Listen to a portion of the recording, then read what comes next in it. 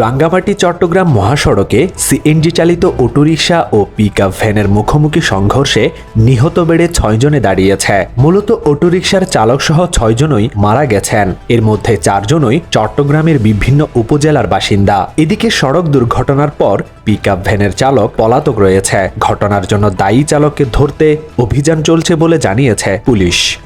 সীতাকুণ্ডে সড়ক দুর্ঘটনায় এক শিশু নিহত হয়েছে। নিহত শিশু নোয়াখালী জেলার লক্ষ্মীপুর ভবানীগঞ্জ এলাকার বাসিন্দা মোহাম্মদ জামাল হোসেনের মেয়ে। এই ঘটনায় আহত হয়েছে নারী পুরুষ সহ আরও ৮ জন।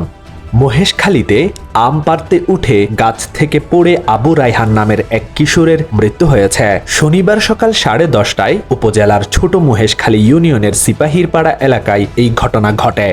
চট্টগ্রামের ফটিকছড়িতে বিয়ের প্রায় ১ বছর পর বিলকিস আক্তার নামে এক প্রবাসীর স্ত্রীর ঝুলন্ত লাশ উদ্ধার করেছে পুলিশ।